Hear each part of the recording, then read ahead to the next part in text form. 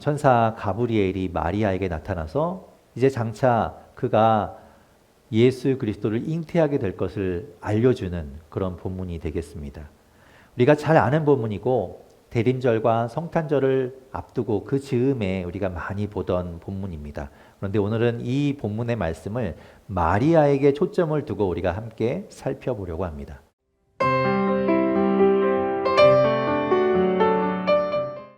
자, 오늘은 대림절의 마지막 주일입니다. 이번 주 이제 곧 성탄절을 우리가 맞이하게 되지요. 이 땅에 오셨던 주님을 우리가 기념하고 그 주님의 오심을 기뻐하고 그 감격을 누리며 감사하는 시간을 이제 갖게 됩니다. 우리가 그것을 기대하죠.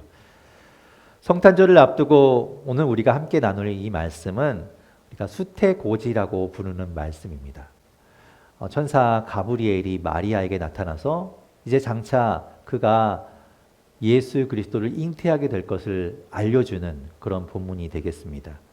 우리가 잘 아는 본문이고 대림절과 성탄절을 앞두고 그 즈음에 우리가 많이 보던 본문입니다. 그런데 오늘은 이 본문의 말씀을 마리아에게 초점을 두고 우리가 함께 살펴보려고 합니다. 먼저 오늘 이야기의 배경은 이렇습니다. 오늘 본문 26절과 27절에 오늘 이야기의 배경을 설명하고 있습니다. 우리 같이 한번 26절과 27절 읽어보겠습니다. 시작. 여섯째 달에 천사 가브리엘이 하나님의 보내심을 받아 갈릴리 나사렛이란 동네에 가서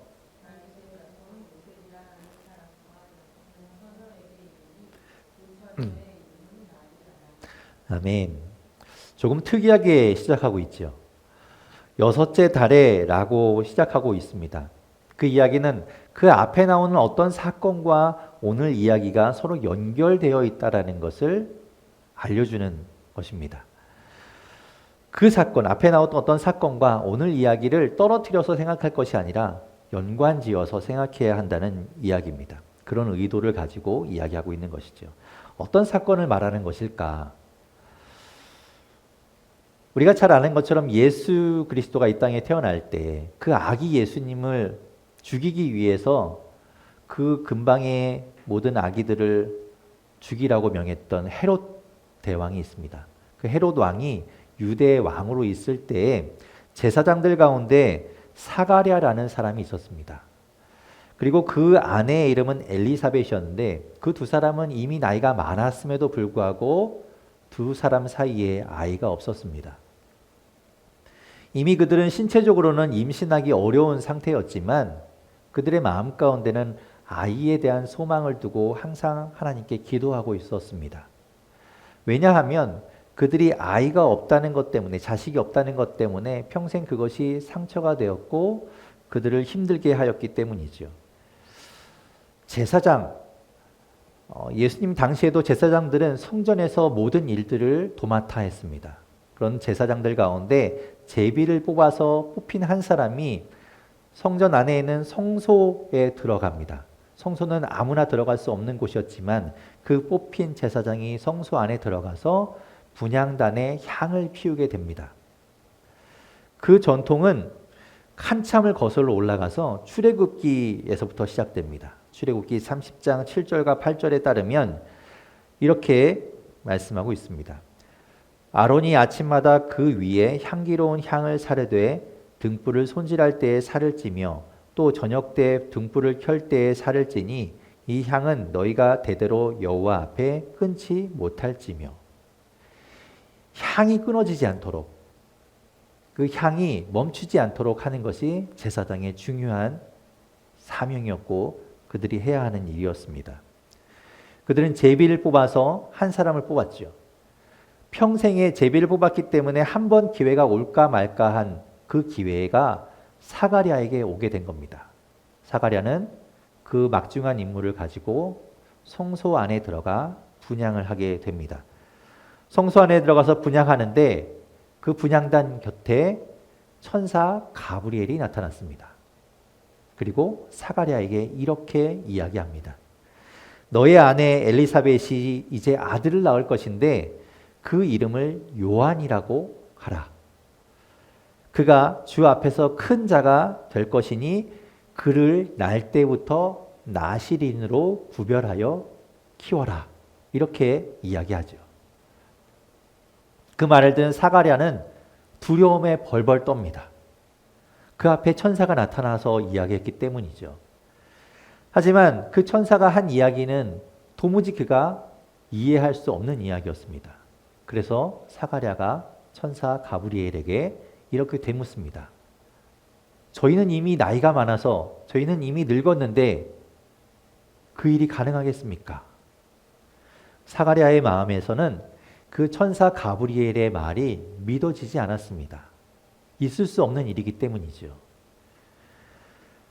천사 가브리엘은 그 증거로 그것이 일어날 것이라는 증거로 사가랴가 말을 못하도록 합니다. 그것이 증거가 되죠. 실제로 그 뒤에 엘리사벳이 임신을 하게 됩니다. 놀라운 일이 일어나게 된 겁니다.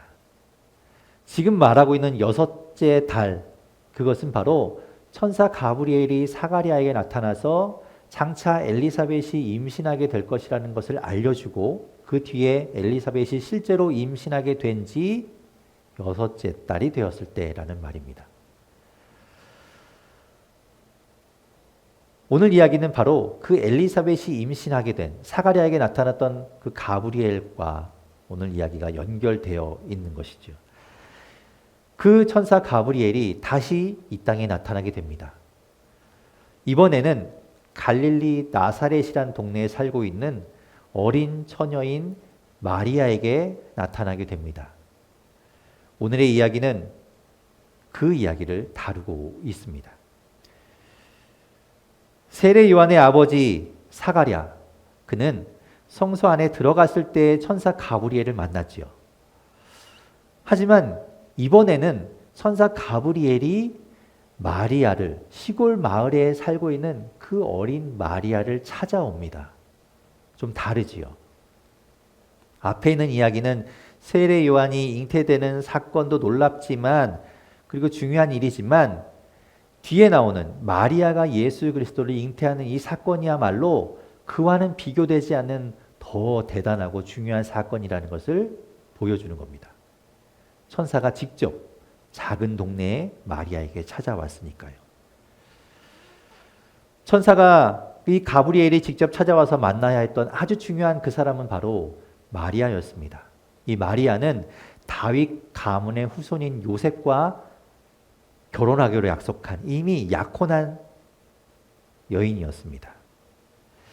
유대 풍습에 의하면 결혼은 10대 초중반의 여인이 이제 하게 됩니다.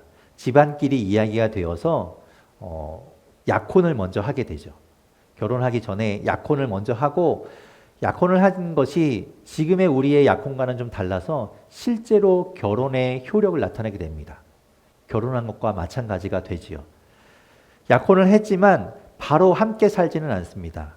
1년 정도 시간을 두게 됩니다. 그 시간 동안에 신랑은 자신의 집에 돌아가서 신부와 함께 살 거처, 초소를 마련하게 됩니다. 지금이야 우리가 이제 집이 많이 있기 때문에 부동산에 가서 집을 사고 팔고 우리가 선택해서 하지만, 이때 당시에는 그렇지 않았기 때문에 실제로 집을 지어야 했겠죠. 그런 시간이 필요했던 겁니다. 그 시간 동안에 신부는 신랑을 기다리면서 신부 수업을 하게 되겠죠. 그 시간을 정혼 기간이라고 부릅니다. 지금 마리아는 그 정혼 기간을 보내고 있는 겁니다. 이미 약혼을 했지만 아직 요셉과 함께 살고 있지 않은 시간인 것이지요. 요셉이 초소를 다 마련한 이후에 마리아를 데리러 올 것을 기다리고 있던 시간이었습니다. 지금 우리는 이 마리아와 같은 정혼 기간을 보내고 있는 겁니다. 예수님께서 십자가에 달리시기 전에 이런 말씀을 하셨지요. 요한복음 14장 2절과 3절에 보면 예수님께서 이런 말씀을 하십니다. 내 아버지 집에 거할 것이 많도다. 그렇지 않으면 너희에게 일렀으리라. 내가 너희를 위하여 거처를 예비하러 가노니 가서 너희를 위하여 거처를 예비하면 내가 다시 와서 너희를 내게로 영접하여 나 있는 곳에 너희도 있게 하리라. 아멘. 바로 예수님께서 신랑 되어셔서 우리가 함께 거할, 그 하나님 나라에 우리의 처소를 마련하러 가신 겁니다. 그리고 그 예수님께서 이 땅에 다시 오시게 되겠지요. 우리를 데리러 오시는 겁니다. 신부인 우리를 데리러 오시는 그날, 바로 다시 오시는, 다시 재림하시는 그 예수님이 오시는 날이 되는 겁니다. 그곳에 이제 주님이 예비하신 그곳에 우리가 함께 가게 되면 영원히 주님과 함께 거하게 되는 겁니다. 다시 오늘 이야기로 돌아오면 이 정원 기간을 보내고 있던 마리아에게 천사 가브리엘이 나타나서 먼저 말을 건네게 됩니다. 어떤 말을 건넵니까? 오늘 본문 28절과 29절에 이렇게 말씀하고 있습니다. 오늘 본문 28절과 29절 말씀 같이 읽어보겠습니다. 시작. 그에게 들어가 이르되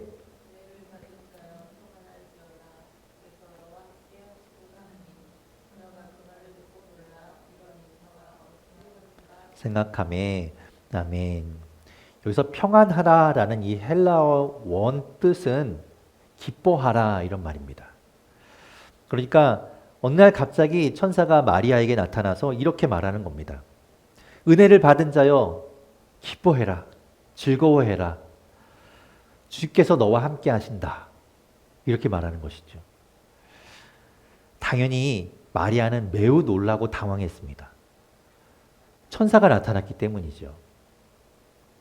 어떤 형태로 나타났는지는 말씀하고 있지 않기 때문에 우리가 알 수 없지만 분명한 것은 마리아도 그 분이 천사라는 것을 알 수 있었다는 겁니다. 천사라는 것을 알았기 때문에 놀랄 수밖에 없죠. 누구나 놀라게 됩니다. 앞에 있는 이야기에서도 사가랴가 천사를 만났을 때 놀랐습니다. 그것이 12절에 말씀하고 있는 내용인데 사가랴가 보고 놀라며 무서워하니 라고 이야기합니다. 나이 많은 사가랴, 인생의 경험도 많고 또 많은 것들을 알고 있던 사가랴였지만 그도 천사를 보고 놀랐습니다. 그리고 두려웠다고 이야기합니다. 사가랴가 나쁜 사람이고 평소에 죄를 많이 짓고 행실이 바르지 못해서 천사를 보고 두려워했던 것이 아닙니다. 그는 6절에 보면 사가랴와 엘리사벳을 의인이라고 말씀하고 있고 흠이 없었다라고 이야기하고 있습니다. 그럼에도 불구하고 그 천사를 만났을 때 그 천사로부터 그 거룩함으로부터 그 존재로부터 그 경외감에 두려움을 느끼게 된 것이죠. 한마디로 압도당하게 된 겁니다. 마리아도 지금 천사를 보고 놀랐습니다. 두려운 마음이 들었겠지요. 그런데 이 마리아는 당황하지 않고 차분하게 천사의 말을 지금 음미하고 있습니다.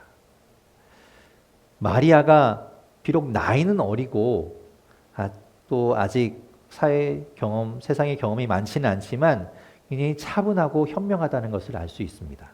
천사 가브리엘의 말을 듣고 마리아는 생각했습니다. 도대체 이게 무슨 말인가? 이게 무슨 뜻이지? 무슨 뜻으로 이걸 나에게 이야기하는 것일까? 라고 마리아가 생각했지요. 그 의미에 대해서 곧 천사 가브리엘이 이렇게 설명해 줍니다. 마치 마리아의 생각을 읽고 있었던 것처럼 말이죠. 오늘 본문 30절에서 33절까지의 말씀을 읽어보겠습니다. 같이 읽겠습니다. 시작. 천사가 이르되 마리아여 무서워하지 말라. 내가 하나님께 은혜를 입었느니라. 보라 내가 잉태하여 아들을 낳으리니 그 이름을 예수라 하라. 그가 큰 자가 되고 지극히 높으신 이의 아들이라 일컬어질 것이요 주 하나님께서 그 조상 다윗의 왕위를 그에게 주시리니 영원히 야곱의 집을 왕으로 다스릴 것이며 그 나라가 무궁하리라. 아멘.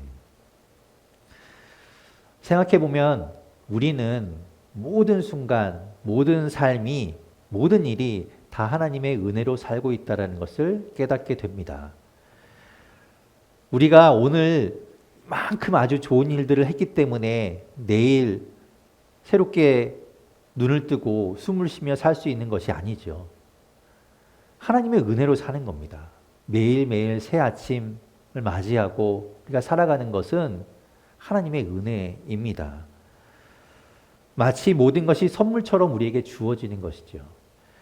마리아도 마찬가지입니다. 어리지만 그는 하나님의 은혜로 살고 있다는 것을 알았습니다.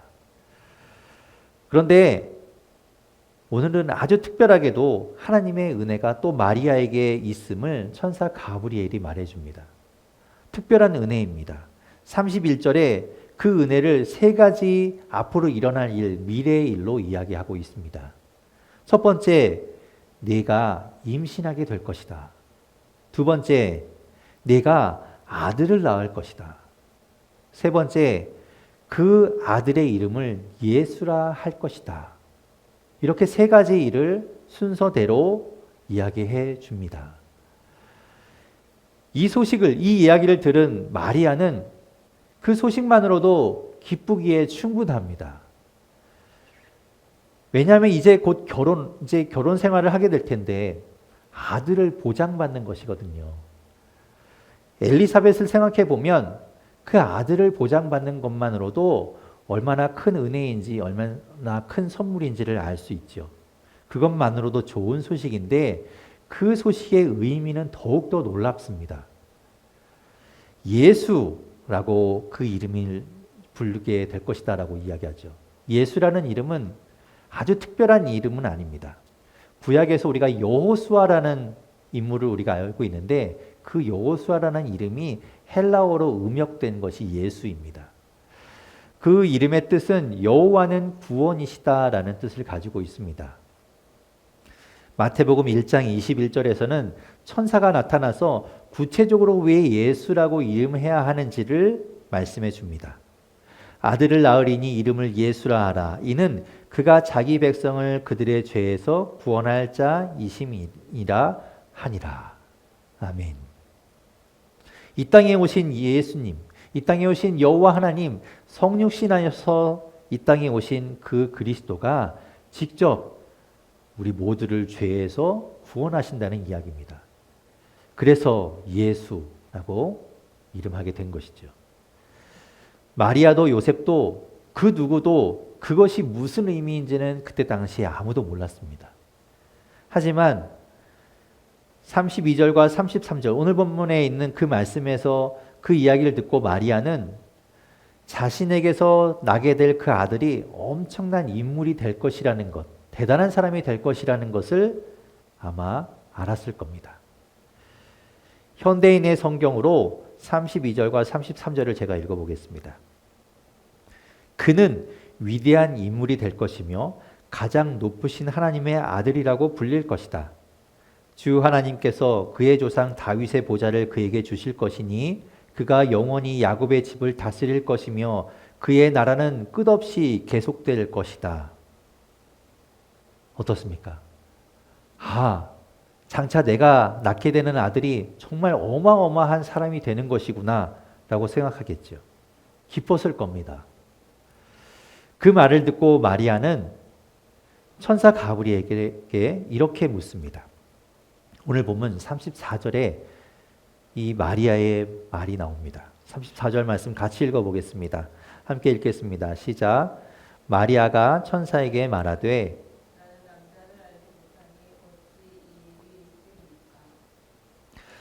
자, 여러분 마리아가 천사에게 되묻는 이 질문을 한번 생각해 보십시오. 사실 이 질문은 가만히 생각해 보면 너무 이상한 질문입니다. 제가 아무리 생각해 봐도 또 그래서 이것을 알고자 해서 제가 가지고 있는 주석들을 찾아봐도 시원하게 이 의문이 해결되지 않았습니다. 무슨 얘기인가 하면 마리아는 지금 이미 약혼을 했죠. 그리고 얼마나 시간이 지났는지는 모르지만 길게 잡더라도 1년 뒤에는 요셉과 함께 결혼 생활을 하게 되어 있습니다.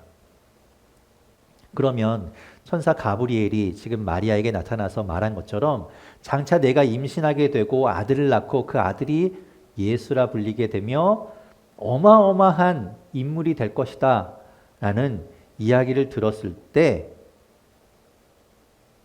그것이 지금 당장 일어난다고 생각할 것이 아니라 미래의 일이기 때문에 장차 요셉과 결혼하면서 그런 일이 일어나게 될 것이라고 생각해야 마땅하겠지요. 천사는 지금 당장 그 일이 일어난다고 이야기한 것이 아닙니다. 장차 그렇게 될 것이라고 이야기했죠. 그런데 마리아는 그 일이 요셉과 함께 살기 전에 아직 자신이 처녀로 있을 때에 그 일이 일어난다고 생각하는 겁니다. 31절에 이 예언을 들은 여러분은, 그리고 우리 모두는 마태복음 1장 23절에서 인용했던 것처럼 이사야 7장 14절을 떠올리셨을 겁니다. 마태복음의 저자는 처녀인 마리아가 예수 그리스도를 잉태한 것이 이사야 7장 14절이 성취된 것이라고 해석하고 있습니다. 이사야 7장 14절의 말씀을 읽어보겠습니다. 그러므로 주께서 친히 징조를 너희에게 주실 것이라. 보라, 처녀가 잉태하여 아들을 낳을 것이요 그의 이름을 임마누엘이라 하리라. 이것이 이사야의 말씀입니다.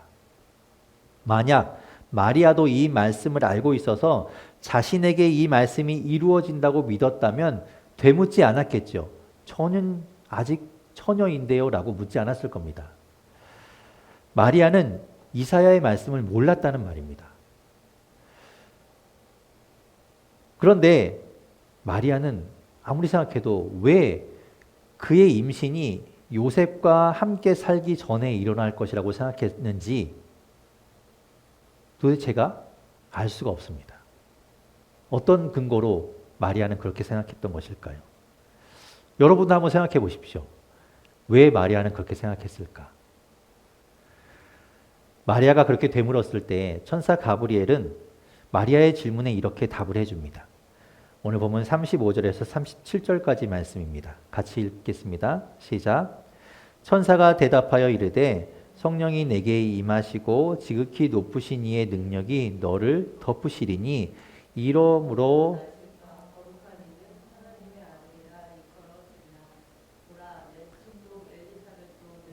아들을 배었느니라. 본래 임신하지 못한다고 알려진 이가 이미 6달이 되었나니 대저 하나님의 모든 말씀은 능하지 못하심이 없느니라. 아멘. 35절에서도 보면 마치 그 앞에 나왔던 31절에서와 마찬가지로 세 가지 미래의 일을 이야기해 줍니다. 첫 번째 어떤 일인가 하면 성령이 너에게 임할 것이다. 두 번째, 가장 높으신 분의 능력이 너를 둘러싸고 덮어서 너를 보호할 것이다. 세 번째, 그래서 태어날 이는 하나님의 아들이라 불릴 것이다. 이렇게 세 가지 앞으로 일어날 일에 대해서 이야기해 줍니다. 결국 하나님의 능력으로 하신다.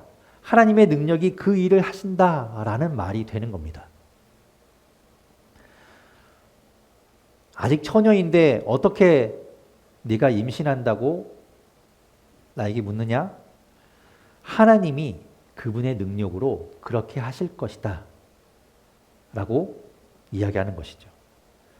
그러니까 성령으로 잉태되었다라고 할 때 마치 성령과 마리아 사이에서 예수님이 태어나셨다라고 생각하면 안 됩니다. 그것은 아닙니다. 하나님께서 하나님이신 예수님이 이 땅에 오실 때에 마리아의 태를 이용하셨다는 것이죠. 마리아의 자궁을 사용하신 겁니다. 그러면서 이전에 사가랴에게 말씀하셨던 그 하나님이 실제로 나이가 많아서 임신하지 못했던 엘리사벳에게도 아들이 생기게 한 것처럼 하나님은 못하시는 것이 없다라는 말을 하지요. 하나님은 마리아를 선택하신 겁니다.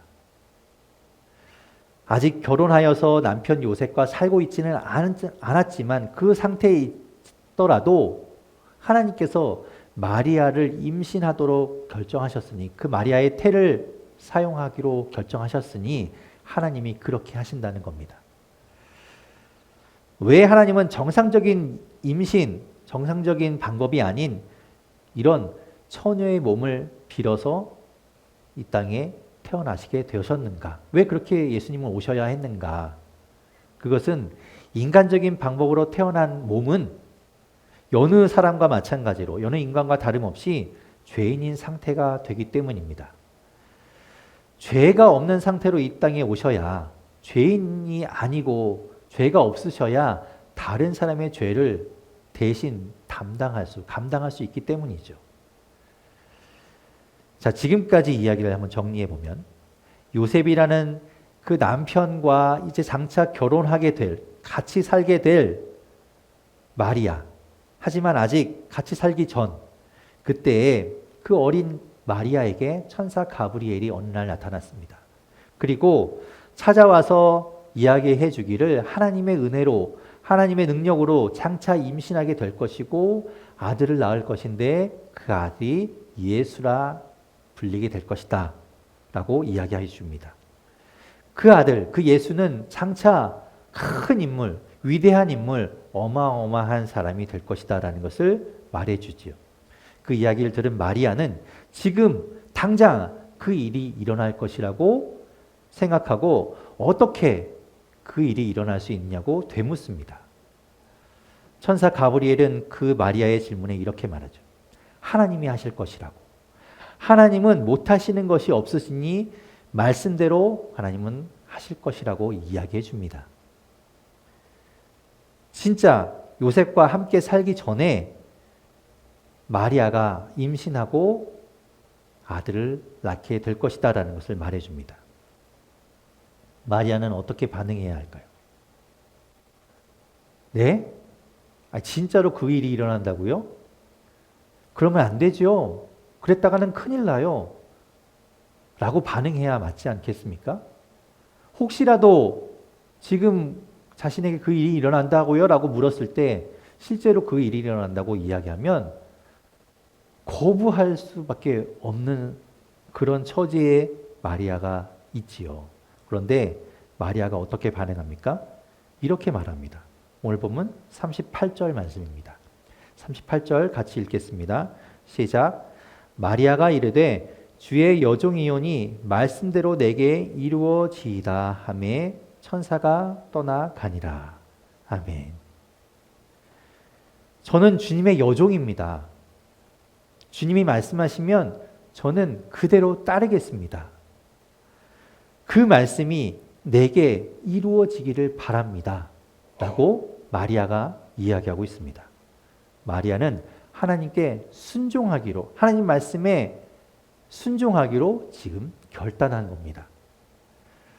그것은 하나님에 대한 믿음에서부터 비롯된 것이지요. 그래서 그 믿음으로 인해서 처녀의 몸인 자신이 임신하게 되더라도, 그런 말도 안 되는, 상상할 수도 없는 일이 일어나게 되더라도 그것이 지체되지 않고 이루어지기를 소망하고 있는 겁니다. 그 앞에 나왔던 사가랴와 비교해 보면 사가랴는 천사가 말했을 때 그 천사의 말을 믿지 못하였다고 20절에 이야기합니다. 하지만 이 마리아는 그 말을 믿었던 겁니다. 그리고 그 말씀을 받아들인 것이죠. 사람들은 하나님의 말씀을 내 이성과 내 생각과 내 판단으로 그것을 다시 순화하거나 첨삭합니다. 내가 생각하는 범위 안에서, 내가 생각하는 내 생각의 틀 안에 하나님의 말씀을 통과시켜서 생각고 바깥에 있는 것들은 다 잘라내버리고 내 생각의 틀로 그것들을 제한하고 받아들입니다. 마리아도 만약에 그런 마음이었다면 당연히 임신은 결혼 이후에, 결혼 생활 이후에 있을 것이라고 생각하는 것이 마땅합니다. 그런데 마리아는 그것이 아니라 자신의 생각과 그 틀이 아니라 하나님의 말씀이 그대로 지금 이루어질 것이라고 생각했다는 것이죠. 그것을 믿었다는 겁니다. 자신의 상식과 자신의 이성으로는 이해되지 않지만 하나님이 말씀하셨으니 그대로 지금 이루어지기를 소망하고 있는 겁니다. 마리아는 마치 아브라함과 닮아 있습니다. 아브라함이 100세의 아들을 낳습니다. 너무너무 귀한 이삭을 낳게 되죠. 그런데 어느 날 하나님께서 아브라함에게 나타나셔서 그 귀하고 귀한 이삭을 하나님께 번제로 바치라고 이야기합니다. 당장 내일 지체하지 말고 그 이삭을 번제로 나에게 바쳐라고 하나님 말씀하신 것 아닌데도 불구하고 아브라함은 다음날 아침 일찍 그 이삭과 함께 하나님께서 말씀하신 산으로 갑니다. 그리고 실제로 이삭을 번제로 바치려고 하지요. 그 아브라함의 믿음과 결단이 바로 오늘 마리아의 믿음과 그 결단에 닮아 있는 것이죠. 구약은 그 아브라함의 믿음과 결단에서부터 시작되었고 신약은 마리아의 믿음과 결단에서부터 시작되는 겁니다. 우리는 하나님의 말씀을 어떻게 받아들입니까? 내 상식과 내 이성, 내 판단으로 하나님의 말씀을 마구마구 재단하여서 일부만 받아들이고 왜곡된 말씀으로만 받아들이고 있지는 않습니까? 하나님은 아브라함과 같은 자, 마리아와 같은 자, 하나님의 말씀을 그대로 받아들이고 내가 이해할 수 없고 내가 생각하는 그 상식의 틀을 넘어선다 할지라도 하나님께서 말씀하시니 이루어질 것을 믿고 소망하는 자에게 역사하시는 겁니다. 하나님 그런 자를 찾고 계신 것이죠. 그를 통해 하나님의 위대한 일이 이루어지게 되는 겁니다.